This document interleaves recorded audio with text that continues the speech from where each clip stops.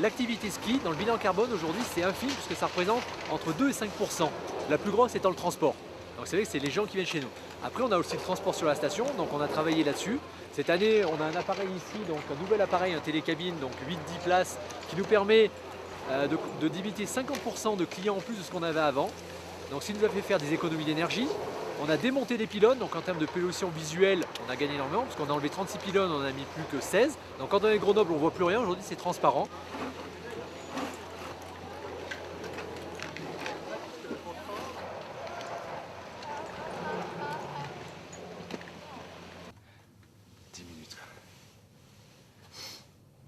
Ah, carrément.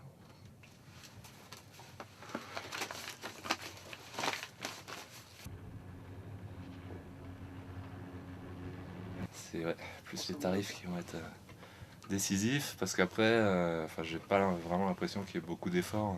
Enfin, je m'en rends pas compte, je suis pas au courant en tout cas. Les efforts qui sont fournis par les stations.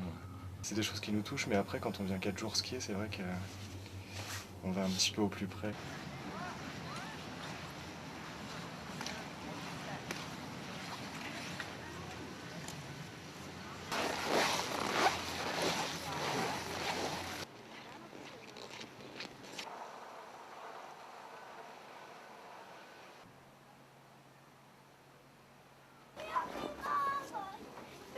C'est normal.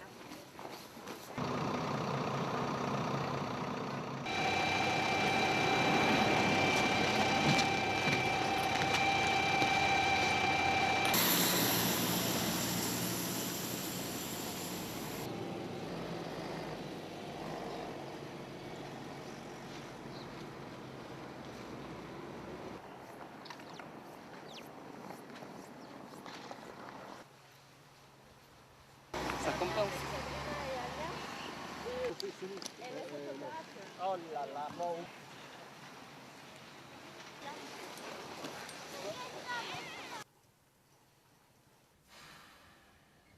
On n'est pas prêt de faire un ski qui est biodégradable, simplement parce que pour le faire tenir ensemble, pour qu'il soit résistant au choc et à l'humidité, on est obligé d'utiliser des résines. Et justement, ces résines ne sont pas biodégradables. Et donc, la difficulté justement de cette industrie est de faire un matériel qui soit moins nocif, on va dire. Ah, il y en a un qui ça bouge. Il y en a une, ça bouge. Peut-être moins non. Si, c'est pareil. Voilà, c'est pareil.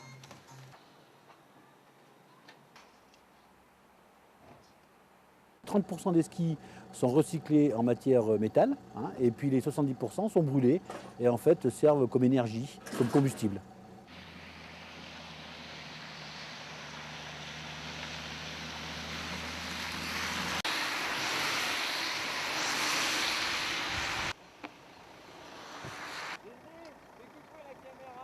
Une famille de 4 qui part de Paris en train, ça va coûter plus cher que de prendre sa voiture. Donc ça, c'est un peu le contexte dans lequel on essaie de travailler pour faire en sorte que demain, chacun puisse avoir accès à des transports en commun, puisse se déplacer plus facilement en montagne et avoir un transport touristique adapté et peu émetteur de gaz à effet de serre.